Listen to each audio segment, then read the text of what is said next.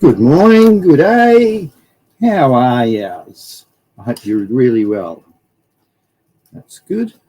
Today's going to be so rad, talking about terpenes and different effects it has on the body and different reaction effects it has when they synergize with other different, with THC. It's going to be pretty good. This is a legal cannabis show that I promote the law. I promote things that are legal and respect the law. So I don't work against it, and I hope you don't either. And where's the thing? I have to put it up. Just going to add it to the stream. Yep, it sounds good. Dave says, g'day. G'day, Dave. How you going? Nice to see you. Top of the morning. Just trying to, that one comes up.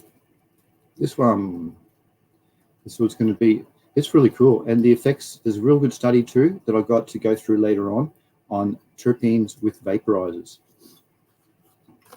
So if you use a vaporizer, it's interesting to see what terpenes are left at different temperatures. And it's interesting also for there's, what was the other good study? Which is really, it's just what THC blended with terpenes enhances the effects was fascinating. So I'll go right into depth in that one. Oh, and I got it, that's right. In the other study, it was a you have to pay $51 to get it. And it was, goes into depth about the different volcano. They use a volcano and they got, they just see what, they do all types of numbers on different, analyzing different times with the green leaf material. I don't know how to put that into easy words to summarize it, but they just did a full in-depth study with the volcano related to terpenes and cannabinoids as well. It's good to see what works and see what the new temperatures are too. Righto.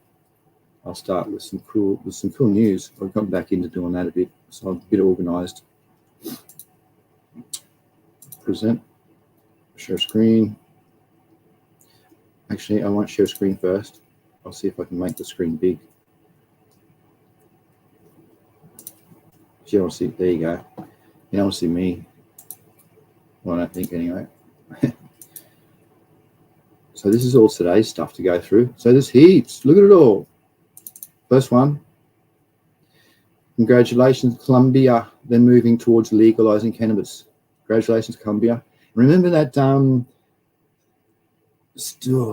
that figure I pulled a while ago that Colombia was about 15 or so % of Australia's imported cannabis comes from Colombia. Something along those lines. Things would have changed, but yeah, that was interesting. And I like this one. This is artificial intelligence. Can you believe it? Elon Musk is really close to his final stages of his the robot wife, and I just thought, just technology spins me out. It even looks like he's plastic. Look at that. And this is that study today. If you can remember anything, you can remember that limonene, that terpene, when it's mixed with THC on the CB1 receptor, it actually enhances it. So you could smoke THC, for instance, that's 15%. And then if you add limonene terpene, it'll act on the body like as if it's, say, 19 or 20%. So it's cool. And there's some other ones that do that too, which is symbiotic. This is the latest USA map for the States, because most of the folk that I hear from North America, my program. So yeah, congratulations. Look at that. How cool. So green's all illegal. Look at all this legal. Poor people in the middle. But still, it'll happen soon. It'll go. Anyway, and this is a nice map I found. I thought, this is related. I'll be talking about this. This is some rad news. This is a cool study on the hop latent virus. And this is, if you see it's important of having a handheld microscope, because you can look at your trikes. And if you see trikes that are damaged like this, that'll tell you you've got some sort of problem with your plant. And that's exactly what happened here.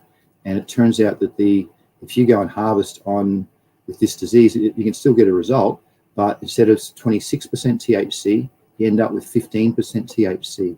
So it's massively reduced by 40% or something. But I'll go through that study in a few weeks because I'm going to do a talk here on pests and diseases and stuff like that, the different cool problems. This is some recently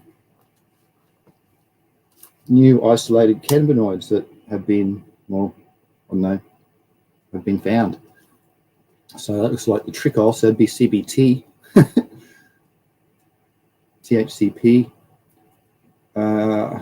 other forms that have big, massive, long names. Look at this poor one, cannabitol. Oh, I thought it was twit, reading it fast. It looks like twit, doesn't it? Yeah, that's abbreviated CBDD. So there's a few other ones that they'll find out what they do with mixing of things to bring on our human endocannabinoid system. It's rad. Look at this. This is the world's tallest hemp plant. And I measured it out approximately. I got 23 feet. So these folk who think your big tall stuff, you got your mondos happening, righto. Let's get 23 feet involved, and then you can get the Guinness Book of Records out. Know that claim to fame. And the other amazing thing today, which might take up everything first, is mushrooms and psilocybin and legal LSD in Australia. Dead set, it's legal to be prescribed LSD now and MDMA. It's LSD in the form of actually it should be psilocybin, because I'll go through a little bit more in detail later, but I don't think LSD works as well as psilocybin, because I've had that at least 50 to 80 times for each of the different types, and psilocybin is the answer. It's not LSD on my body. Oh yeah, cool. Here it is. Australia legalises psychedelics for mental health. Congratulations, Australia. Finally, you can just go to a psychiatrist and they'll prescribe you MDMA or psilocybin or LSD, the three things you can get. I don't agree about LSD. I definitely agree about psilocybin. And I don't know about MDMA. I haven't experimented much with that. Psilocybin, it works, it resets. It's the brain's reset for me. I should see if there's anybody turned up. Oh, yeah. Morning, Colin. How you going? Nice to see you. G'day, Ned Kelly. Good morning, good morning. I'm going to talk about the legal LSD and psilocybin and MDMA first a bit in Australia, and then I'll see how much time's left on the terpenes and stuff, because I've got a few papers on the fungal stuff, on the terpene, on the LSD and stuff to go through, to see what sort of advantages they have to the body and stuff like that, how they work. Right, back to it. Share screen. Just right into the legal. This one, wasn't it? Yeah. So this is just cruel how they legalise it. But hey, they don't tell you, but I got some interesting things. How much is it going to cost? Well, you know, Australia, they've got to make some money first, as you know about the medical cannabis. So, where is it? It costs, the therapy comes at a cost. The Australian media reporting one course costs $10,000 and up to $25,000. You go to a place for 2 to 3 days. They do heaps of analysing, blah, blah, all that, nurses and things. That's where all the fee comes into it. But still, you're out of pocket between 10 and 25 for your mushroom thing. And mate, I know, I respect the law, and mushroom spores are legal. As soon as you cultivate something that has the active ingredient in it, it's illegal in Australia. and that's the same in Canada too, and I can't speak of USA. Sorry, I haven't lived there. Visited Alaska a bit, but I haven't lived there. So back to this is, yeah, just the price is just full on. So again, congratulations, it's a good start.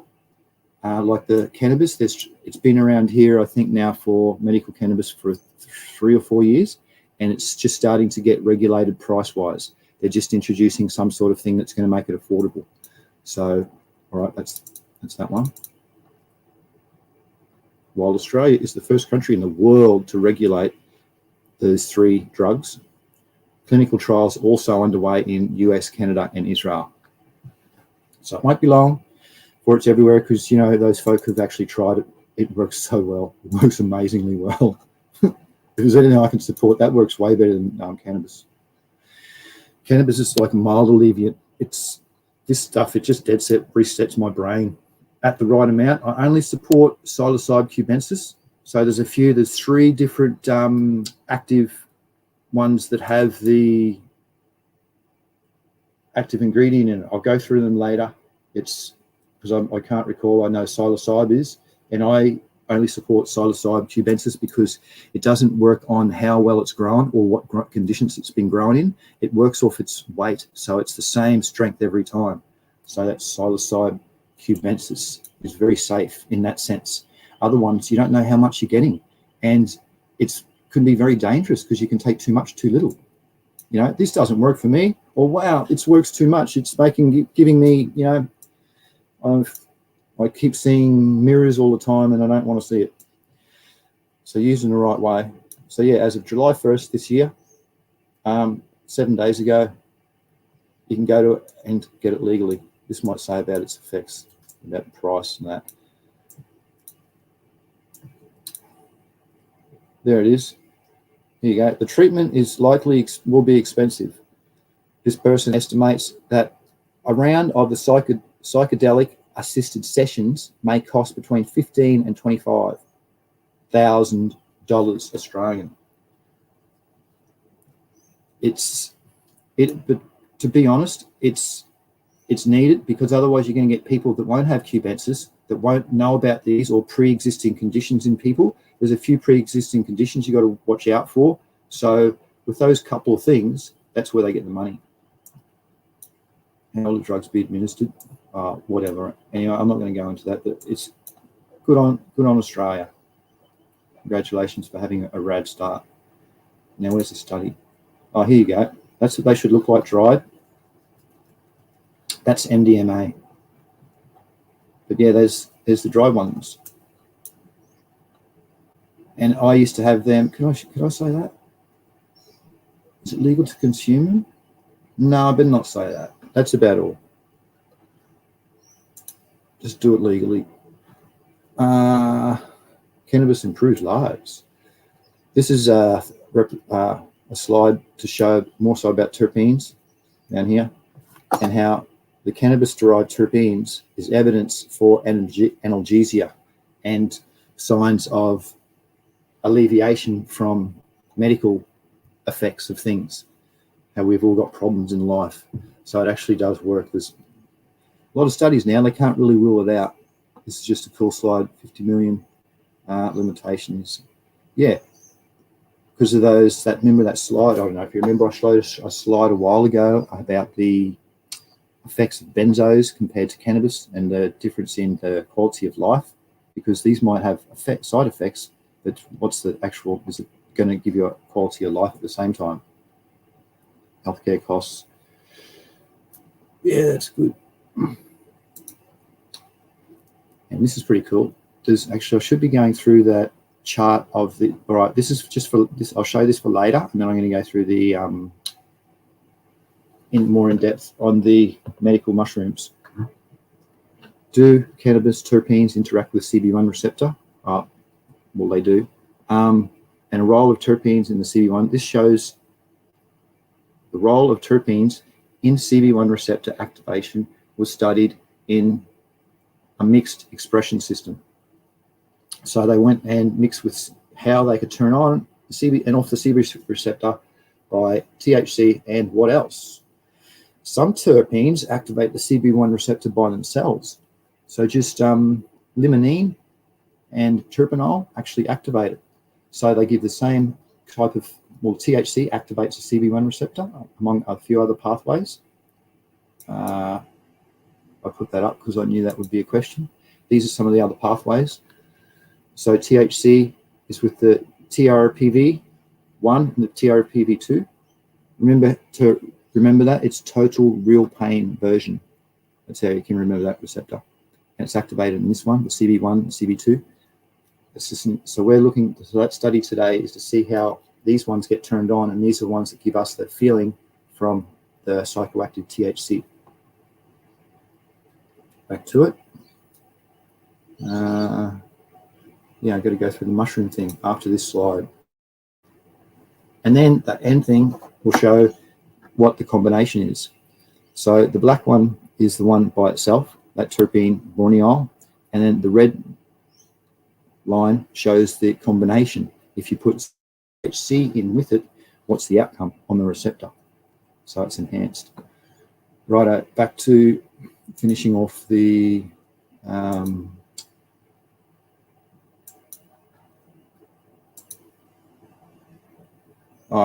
this is some news.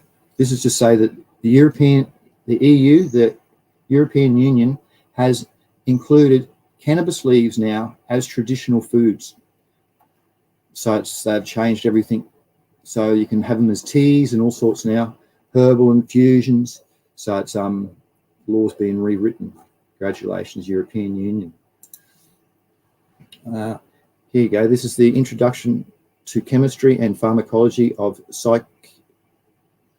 psychedelic drugs, an Australian written paper a few months ago in May this year. I'm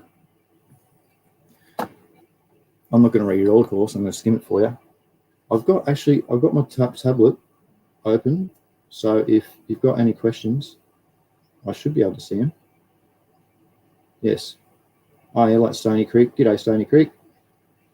I see being prescriptions, something as being legal unless you can possess it. Yes, that's the same with the medical cannabis. It's as long as you got that prescription, mate, the police can't do anything. Gold tops, says Nib Cully. Yeah, gold tops. They're I don't know what, and the blue meanies. I remember trying those two, but I'm not sure what genre and species they fall under, to be honest, mate. All right, so I'll pull that tablet next so I can answer the questions, and we'll just I'll quickly skim through this. So I'm just going to go through the three main cool ones because they go into other psychedelic ones which aren't legal. So I only promote legal activities. So I'm going to talk about the three legal ones and the do's and don'ts and that sort of stuff. So lysergic acid diethylmide is LSD, and then psilocybin is the mushroom one, and then the MDMA, which is the massive long. Methyl endodioxymethylamphetamines is MDMA. So I'm going to really talk about psilocybin because that's the main one that I've used psilocybin and LSD equally probably, but psilocybin's the one that works on for a reset. LSD just doesn't work on a blooming reset. I don't know. And I've used it. I've had a lot of them. I don't know, probably. I've had double dip ones and all sorts. So they just have different effects to the psilocybin for me. Anyway, get on with it, people are saying. This is the psilocybin there. LSD's there, so it just changes its structure a smidgen. MDMA there. History, should I be reading? No, I just have to remember, because there was a bit of a pattern I tried to prepare today. I'm not going to go into history. Where's the cool bits? That's right, it starts off with number one, the letter 1. Here, the first and largest class of compounds bears tryptamine substructure and includes compounds like psilocybin, derived from certain varieties of mushrooms. And then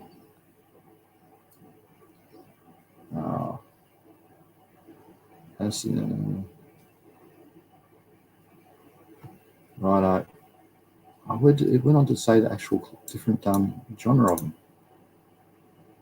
As such, the use of psilocybin containing mushrooms genre, psilocybe, highlight, psilocybe, so that's why I only support psilocybe cubensis. That's the only one I'll get involved with. Anyway, back to the three genera that have the psychoactive material, psilocybe, stropharia, and penna olus, OLUS. So that's the three that are found to have the psychoactive. And actually, I don't need to go into heavy detail, do I? You don't want to know about the ergoline alkaloids that are found in LSD. And what's the point of saying that? Well, they're significantly lower. So they did tests and they found out if you want to get the alkaloid that is out of the variety for the LSD, it's typically 0.2 to 0.3 of dry weight, where if you'll get of the psilocybin out of mushrooms, it's typically about, it was 0.7, 0.8 dry weight. So and I have about can I say that? I have about 0.6 to 0.7 if I'm going to have a go.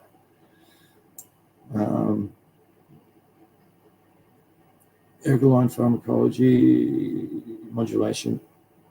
No, I think that's about all we're going to really talk about in this thing, because it goes, I don't want to show anything that's not good. But there's the paper. So it's a free paper. That's not like that one I'm going to show later, the one you have to pay for. So it is free. So yeah, if you're interested, you can go and download it yourself. Introduction to the Chemistry and Pharmacology of Psychedelic Drugs. Published in 5th of July 2023 under the Australian Journal of Chemistry. Oh, wrong button. Stop. Righto. Mushrooms. Okay, that's the mushroom thing. So if you've got any mushroom questions, put them up, because this is mushroom related. So this is pretty spinny. I thought that's cool. That was to do with like a mushroom thing. So that it is pretty. I used to like when I'd have my relaxing time, I would put I'd have an afternoon set free, lock all the doors and windows, put my car keys up high where I can't get them, and then I'd prepare on TV some. I got these videos that are these types of visuals, and then I've downloaded some. It's called mushroom music. That's what I googled ages ago, and it's got all this. What's that? The Bagua. No, the nice ones I like. Anyway, the trippy music like thing, but it's cruisy at the same time. And then I just put surround sound on and just have fun. And that would last 4 to 6 hours. And then, yeah, wake up the next day feeling pretty cool, a lot different. This is the last slide, I think, for the mushrooms. Understanding how short-term psychedelics can have long-term effects. So this is like usual, unbalanced control strategy of depressions and mood. Here you've got the negatives are too much, let alone the positives. So there's too much negatives and not positives. That's why you've got too much negatives there. And then you get involved with the enhancing of the drugs, and then you can reset and change those. And then the long-term effects are being balanced. That's a bit of a summary of how the mushrooms or psilocybin can help you. And it helps me a lot. If you're just feeling just downright crap, how can I get better? Think about one little dose of these, 0.6 or 0.7 or whatever your body takes. Don't quote me on that, because that's what my body takes. Yours might be a smidge more or a smidge less. But yeah, it can give you a long-lasting effect. And it might last for, depends on the situation you're in too. You can't go and jump into it if you're in a crap situation. If you're, I don't know, if there's pretty negative things going on outside and you go and have some of this, it mightn't be a good situation. So you have to be in a good environment for it to actually work, I think, as well. I've never really taken these in a bad situation. I wouldn't like to, because it puts you into some, not scary, but some weird places that, yeah. So probably point for to add that. Hey, there's Devon. How you going, Devon? Devon Shipwreck, nice to see you, mate. I can see you there on the other screen. Oh, this is Terpenes, hey? I'll go back and say g'day. How you going, Devon? There you go. Stoney, what's happening? Colin, Ned Kelly. Woohoo. Yes, gold tops, mate. I'm not sure what type of gold tops. Here we go. Let's have a look here. Whoops, no, I'll just Google while we're on it to see if I can interpret it for you. Oh, right, I got some help for you. Oh, I got some good news for you. Quick, where can I share? Where's the share button? Get back. Oh, wow, that's exciting. That's cool as. Hit the share, quick. Help out Ned Kelly. Watch this, Ned Kelly. Look at that. So gold tops are from the genus Psilocybin and the species cubensis, which is the ones that I only support. Are you kidding me? Wow. Because I used to have the two that were naturally grown where I grew up, which gold tops and blue minis. That's what they look like. Hey, and a way to see if they're psychedelic too is if you break them, you snap the stem, and a little bit the blue toxin, it starts to concentrate. So that's how you'll tell. So you'll see them look. Actually, no, I can't tell you how to farm them, but they're just they're legal. Anyway, it's cubensis. Very good. Righto.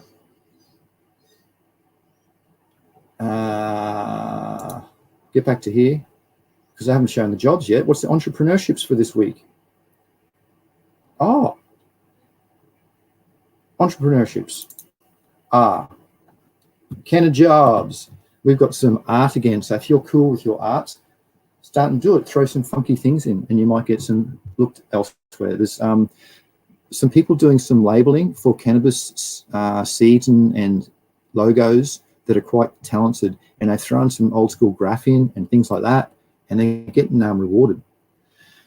This is if you've got legal cannabis in your area, you could consider putting a cannabis lounge in, like they have done in Nevada, where cannabis regulations in Nevada have issued the state's first 3 conditional licenses for cannabis consumption lounges. I went to one in BC, and that's where I first got introduced to the volcano. And it's cool because I know about the volcano from that. So I was very happy. You pay $5 and you lease a volcano and you sit there and use it. I sat in it doesn't know. Another cool thing for entrepreneurship in cannabis, medical cannabis, is if you've got a restaurant or possibly chefs or can of barbecues. I just like this layout like that. I thought it's opportunity for us people, because most people who use cannabis, they have disabilities and use it for a reason. So if you can make money out of the thing that helps you, I think that's cool. That's why I put these things in. Oh, and that's the trippy thing. Righto. Now back to where I'm up to. Flowers respond. All right, let's talk about this before I get into that studies, because this is some pretty amazing stuff. Flowers respond rapidly to sounds and frequency noises. So I just posted an article in Weed Nerds asking for people to assist in doing some tests on cannabis, because it's seen that ultra high frequencies in cannabis, it speaks in ultra high frequency. And it makes sense because bees have sound that they emit from their wings, and they're showing the different response here from leaves from different frequencies from bees. And it's fascinating because they're getting big responses from the leaves. So it's another way that we can test our plants, possibly be indoors because of the sound, and you could see if there's under problems. If it's, I'll go through that study in a few weeks' time. But this study is just showing that how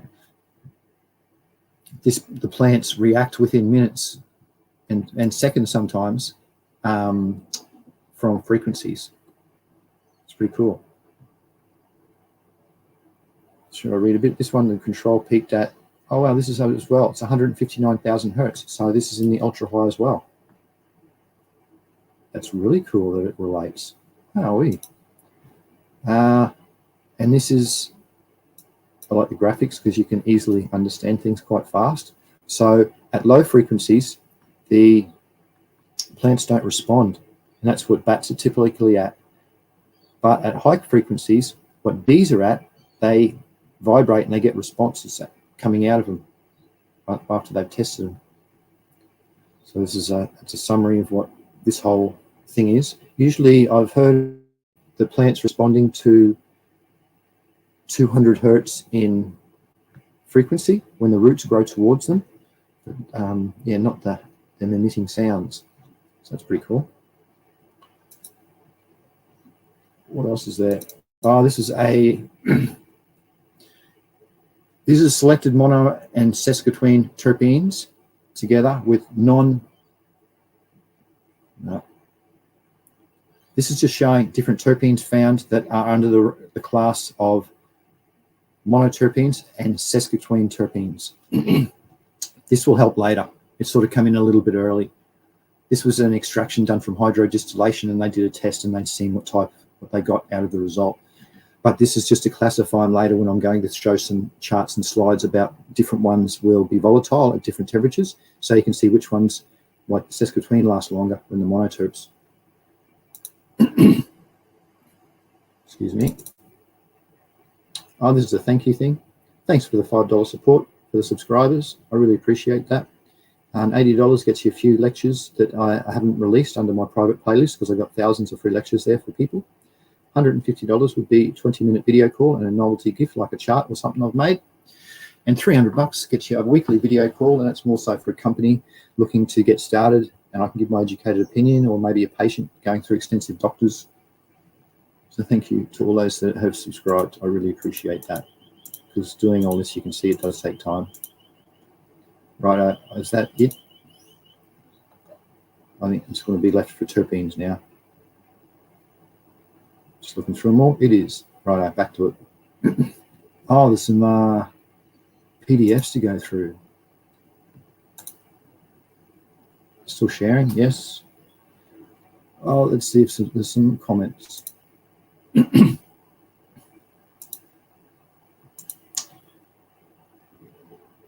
Devin, hey man, yeah, nice one, Devin. Interlands, yeah, nice one. That's cool, mate. Well, I hope good luck. In New Zealand is Stony Creek says in New Zealand it's a public cannabis consumption lounge. Oh, they've got one. Not exactly legal. Oh, and it gets raided. Oh, damn. That's no good. That's no good, mate. But, well, they've started, and at least they're trying to do the right thing, and they're trying to do it. Oh, well. All right, let's see what other stuff I had organised. Introduction. Terpenes, that's all that's left, isn't it? Yes, I saw that. Yeah, that is cool, Stoney and then Kelly, but I can't really comment much on, unfortunately. So what are terpenes? Terpenes are known, they used to be called isoprenoids, and terpene came from, it's a name from turpentine when it was first discovered in 1800s, and that's how it originated for the name terpenes. Anyway, I'll read this. Terpenes, also known as isoprenoids, are the largest and most diverse group of naturally occurring compounds that are found in plants. And some are found in animals. There's like 30,000. There's heaps of them there. They are responsible for fragrance, taste, and pigments in plants. Terpenes are classified in the basic of organization of the isoprene, which I've talked about. I'm not going to go into that. Terpenes and terpenoids are terms that are often used interchangeably. What's the difference? Well, terpenoids are, actually I pulled up a thing to explain that better because it's a little bit complicated. Where's the Google thing? Oh, there it is up here. So terpenoids, they make up the classifications of the terpenes. So a terpene would be under the monoterpenes. You've heard of that? So linalool is a terpene, and it's under the classification of monoterpenes. And then these classifications are called terpenoids. Cool, that come out well.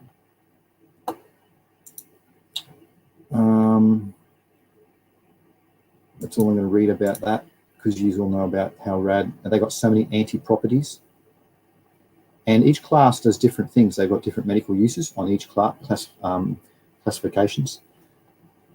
That's so I'm really skimming on this stuff, because we can really go into detail. Terpenes, plants that carry medical terpenes. So that's why they have all those lavender and the like, to get terpenes out of them for the medical uses, for all their anti-properties. Properties associated with terpenes. Yeah, all the antis. So many, I'm not going to go into them. So that's why cannabis is a multispectral drug, because it's got all these terpenes that are beneficial in their own different ways. What else was left to show on this one? Sesquiterpene, no, I'm not going into that detail. Diterp, come on, and tetra, tetra. The pathways. So they've got different pathways that are associated with the, where's the pathways? This one? No. No, it's receptors. Oh, anyway, there's different pathways to activate different terpenes. So I was just going to talk about those, but it's kind of boring anyway. It's just why do you get different terpenes? That's why out of one mother plant, you can get, well, I've had 3 different terpene expressions, solid terpene expressions, where you think it's a different variety out of one mother plant. And that's because of the different pathways that were taken to activate the terpenes. So if you've got different microbes, different abiotic and biotic stressors activate different pathways. That's why you get different terpene expressions. Because actually I got asked by a doctor a while ago, said, why was one of his patient was taking CBD and it used to work really well. And now all of a sudden it was exactly the same labeling, exactly the same thing, but it didn't work. But it was from a different batch or something. And it was for that reason, that it was under different secondary metabolite pathways from different abiotic and biotic expressions that's led to the different profiles. Uses in folk medicine. You all know about terpenes, how they work. Oh, that's right, there's a chart at the end. Yeah, these are just, anyway, I'm not going to talk about folk medicine. I'm talking about terpenes really, and to do with medical cannabis. But all terpenes can be in medical, not all, but a lot are found to be in there. So all of this is really beneficial. Here we go. This is showing some different pathways of some different terpenes. So it's terpenoids up there. There's classifications. And then they've got the examples, and it's showing down here that it's a brief representation of terpenes and their medical uses upon cells. So apoptosis is cell death. That's coming down. So there's quite a few that can cause cell death. So that's why it's good for anti-cancer properties, and anti-metastatic to stop it reproducing, anti-inflammatory properties, and anti-angiogenesis. Angiogenesis. I'm not going to guess that one. But just good properties. That's different pathways from different terpene. They're class. Yeah. Anyway, I'm going to say it twice. That was it for that one. Now is it up to this big full-on paper? Is it? This is really. I want to discuss should I discuss the vaporizers first? Oh, Stoney said something. That guy started the. Oh, okay. Also was the. Oh, radio. Oh, that's good. Cool, Stoney. Selected cannabis terpenes synergize with THC to produce increased CB1 receptor activation. This was, when was this written? On AussyCC open access, so everybody can access it. Oh yeah, June 2023.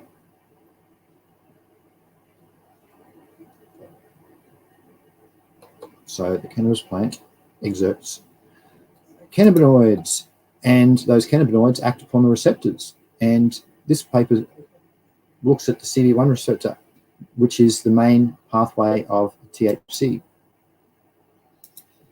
So THC comes down with CB1. It works with CB2 too, and TBRB too. Oh gosh, where was I? Uh-oh. If I just go that. Oh, cool. And so how does it actually work? So this, I'll go down and explain briefly what this paper is about. It goes on about how good cannabis works.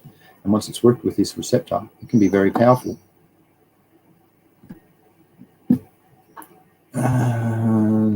Measurements, how they measured it. So they made up a dummy CB1 receptor, and then they could measure it. That explained that bit. These are the different various effects from the terpenes over on the left-hand side here to over on the right-hand side at a 1 to 10 ratio of THC to the terpene to see if they had an effect.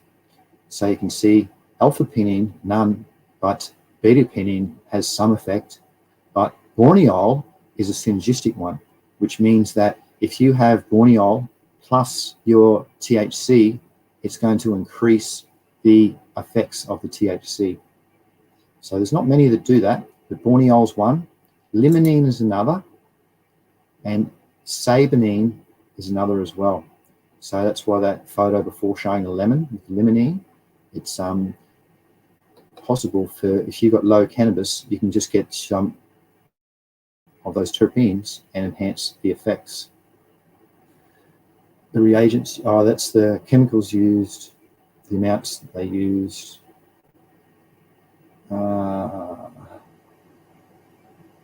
I'll just get down here and show the charts. So it's just the actual effects of what it is. They didn't test for many. Oops, what's this one? Oh, the 2D. This is this can be summarized down the bottom, but these are the effects that they plotted on the graph for alpha-pinene, for instance, on how it works at a 1 ratio and a 10 ratio. Just that's by itself. Actually, I'll just go down where it explains. It's a lot easier to explain. This one. This is the red line is the one that shows they've added THC in, and the black line is by itself. So you've got the alpha-pinene here, and on a 1 to 10, you can see it actually enhances THC. So if your THC started out a bit lower at 15%, there's a possibility by adding this terpene, it can be having 19 or 20% on the body. And that's what these other terpenes on these other graphs show for. I'm not going to name them all because you can see there's quite a few.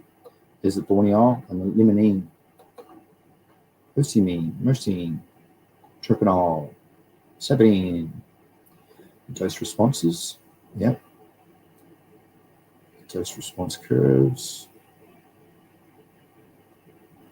Where's the conclusion?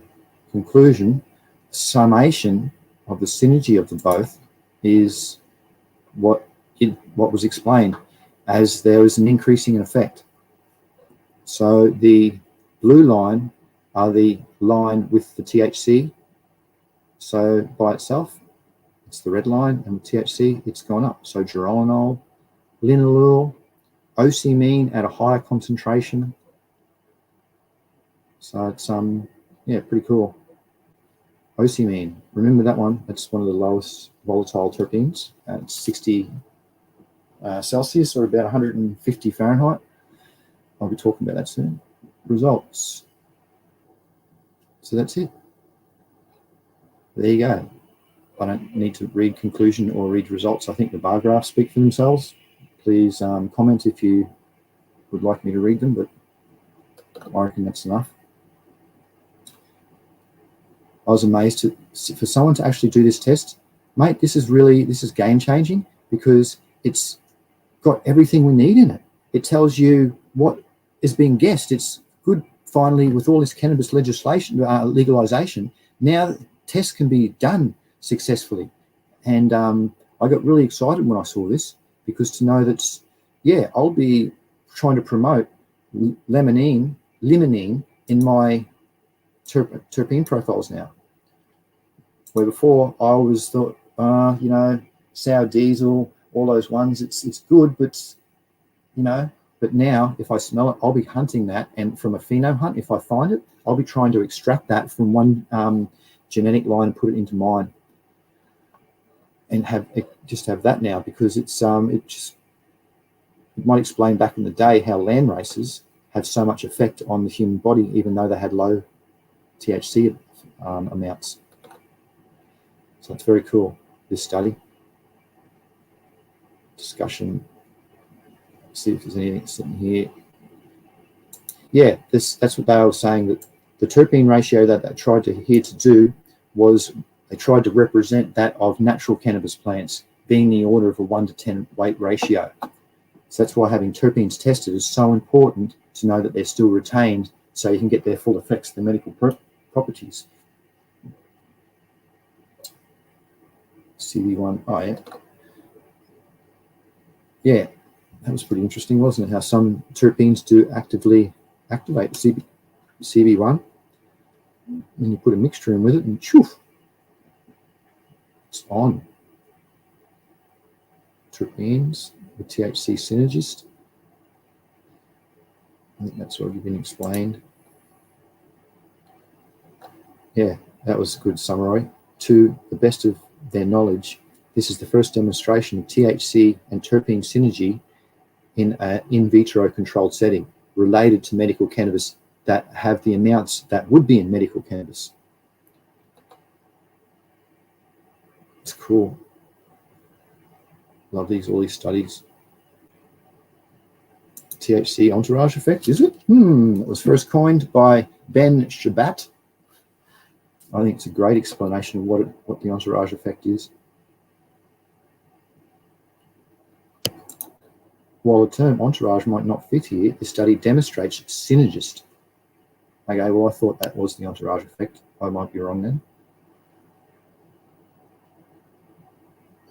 So the term entourage effect was coined by Ben Shabat to describe cases where coexistence of compounds having no endocannabinoid system activity on its own result in an increased ECS activation by cannabinoid.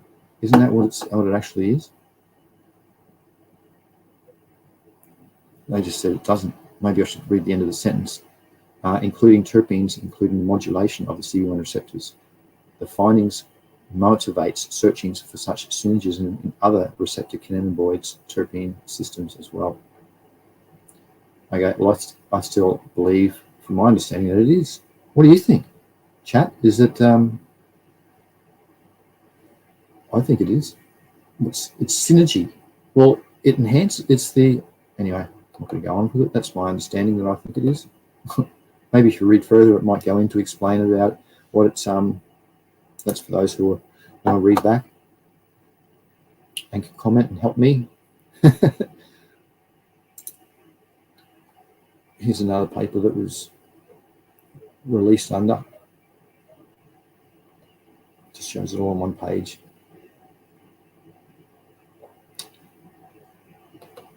Different sources of places for you to get the article. I think it's a fascinating one. This will be one that I'll be referring to a lot down the track, and very pleased to have seen it. I can't wait till I test a lot more of the terpenes. This is just a handful that have been tested out. You know, there's many thousands that you've seen. Very, very cool. There's a nice list of them all. So there's only probably 20 of the major ones, mind you, but still, they all have effects on their own, as is known. Wicked. That was got to the result pretty fast. What else is there to show? Oh yeah, there's some other things. They got that vaporizer study now. Has it been chat? No, the chat's just slow on. Oh well. This is a very cool study. It's selected Where's the vaporizer chat? Here we go. The volcano. $51 it is to get this this study called Vapor Pressure, Vaping and Corrections to Misconcentrations Related to Medical Cannabis, published in May 2023.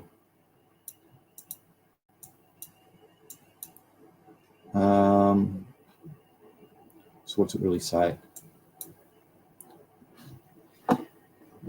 It's got, oh yeah, and here's something that this is an overall just a study, like I explained at the start, to do with the results on the temperatures of the terpenes through the volcano. But you can also see on their volatilizations temperatures, and previously thought they have been adjusted from this paper. So they've gone a little bit higher. But one thing I like in here, which helped me in actually my things, was commercial cannabis were ground using a grinder, 5 pulses of 1 second each. That's, so 5 pulses of 1, so you get you to like a dry of about 9% to 10% at the most. So that would make it to a millimeter size of, I've got to talk about this in a few weeks, joint size. You can get 1 and 3 and 5 mil sizes, and they all burn differently and release their materials profiles at different ranges as per the sizes. So I thought this was pretty cool, and this is my standard. So I do 5 pulses, zip, zip, 3, 4, 5, and then I'll turn upside down and tip it out. So I thought that was pretty cool. They use about 200 milligram samples through that coffee grinder through a volcano vaporizer at selected temperatures for selected durations, and the remaining materials following vaporization were analyzed for the terpene and cannabinoid content. So these are HPLC, gas only, let's get into it. This is the ranges of terpene concentration and of terpenes and that they found. Let's get up, that's not really related. What's related is the end results. So here's some monoterps. No, let's get to the end results. They found that the boiling points this is some interesting boiling points that they found at atmospheric pressure. So I don't know much about chemistry, but you can see them all there. It's a shame it doesn't have OC because I really concentrate on that, being one of the lower ones. It's got a different range of monos and sescas. You can see the higher it goes up, the more carbon change, the isoprenes that it's got. So monos are all lower levels, sesca's a bit higher, having 15, and then the sesqui having it's all still 15. Sester, okay, so that's still 15. But you can see that they're just a little bit higher. The monos to the sesquiterpene, terpenes. It's an interesting thing that's brought up on this chart here. So you can see it in the chart that all the monoterps are pretty much gone at an earlier temperature. So if you don't take your volcano up to, I only take mine to a max of 223. So there might be some still remaining, possibly. What else is this showing? Terpenes loss on drying, curing. So after you dry and cure, you find your cannabis might have different profiles. And the reason being because they mix with the air and they lose their profiles. So this is from their tests that they done. How did they say how they did it? They harvested their bud, contained 80% moisture. What? Usually contains anyway, and goes post-harvest drying cure.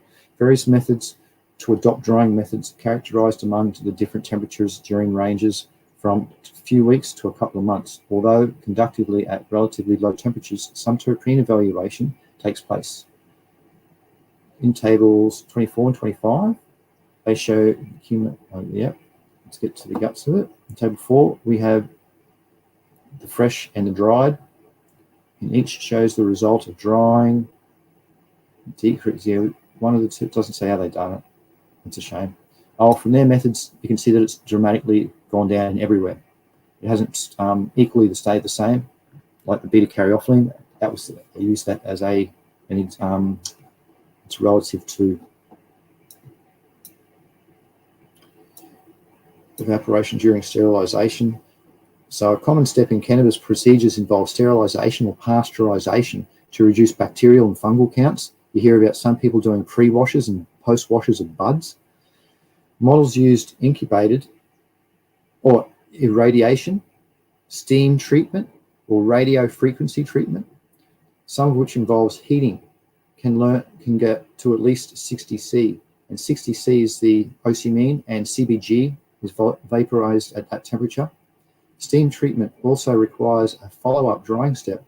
Terpenes evaporate according to their vapor pressure at corresponding temperatures, unless the treatment is conducted under a sealed, packed,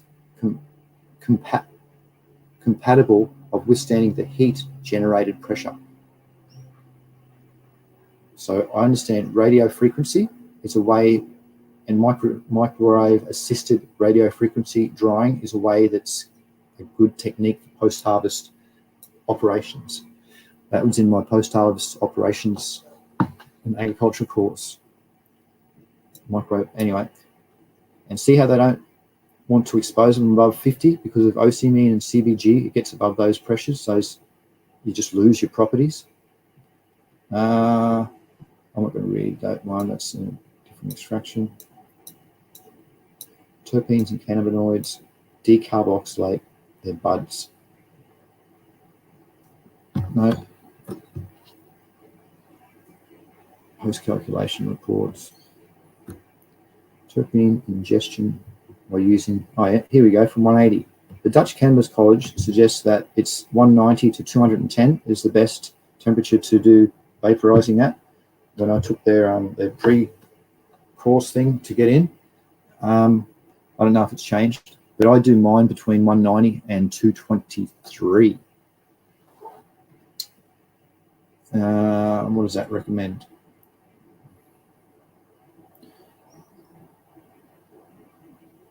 Just trying to read it for him, help.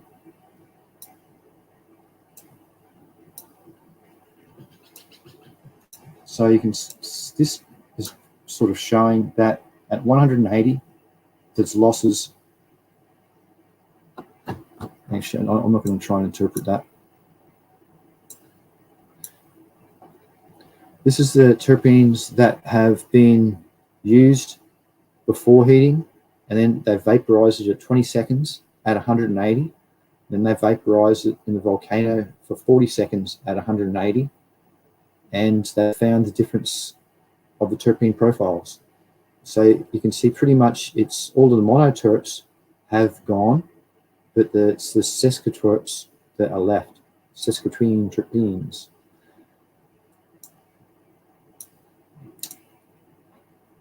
Conclusion, any post-harvest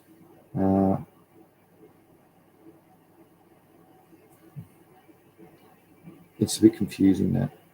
I don't want to read their conclusion. But I found that pretty cool, just to see the difference in after temperatures. What was the other cool thing found there? Decarb range. All right. How long has this been going for? I wasn't saying how long it's been going for. Because that's all.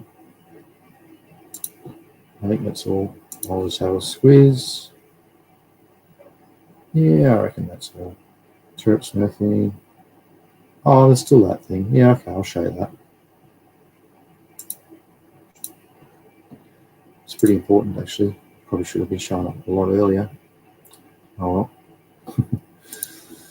It's hard doing this sometimes. Right, just share screen again. Oh. Wait a minute now, I'll just have to go back to this thing. This hasn't been shown. Or that one. I think that's it. So this is very, very cool. This is this is a list of someone's seeds, and they've gone and they've done a terpene profiles for their seeds. So I haven't done this, but I like it because it's really dialing in what you should do. I've only done a THC profile for my seeds, for my genetics. So this is rad. So dominant terpenes. It's props to the botanist terpene map. So I just really like that. So it really relates to today. So yeah, probably see these around more in the future because people are starting to know about the combination of the both that give the rad outcome. What was that last one? This one was, what's this for? Oh, this is through a GCFI, the gas chromatography flame ionized detector, the FID, and that has a flame inside of it, so it gets to a certain temperature, and then it vaporizes the things, and then they can know from when it vaporizes to how much it's got in it. And you can see that OC wasn't even tested because it's so low, 60, and most cannabis has OC in it. I think that's the reason why I was showing this. But yeah, it had a 1.6% profile, or 15 or 16 milligrams per gram of terpenes were in that terpene result. Right, is everything being covered? I'm going to stop sharing this back up. Anyone want to say anything? It's probably been going for an hour. I covered a few things. I hope it was some things helped today. Cheers to Australia for legalising the medical psilocybin. That's fantastic. It means laws are going to be relaxed a bit around that area too because they know it's medicinal now. So it's just fantastic. Really good. Better health for more people. All right. Well, next week, what am I talking about? I'm not sharing at the moment. No, I'm looking in my lives. Next week, joint size study. That's where go through the joint size to see how big you should roll your cannabis and what happens on the joint size outcome. To like, is it good to roll real powdery stuff? And what happens? Does it hit fast and last long? Or do you roll it a little bit bigger? And it's got all the millimeter sizes and stuff, so it's a pretty in-depth one. I'll talk about that next week. And I was going to do CBD for good health. I don't know. I've just got a lot of CBD stuff. It can be boring, but I don't know. That's what I was thinking about doing. No one's really suggested anything. So that's what I thought my thoughts were. Righto. Well, thanks again for everybody rocking up and putting your input in. I appreciate it. Without you guys, it wouldn't be a show. And I hope to see you all next week in 167 hours time. I'll be doing this again. So I hope you have a good week. Thank you, and happy growing, happy breeding, and good health to you all. Bye-bye.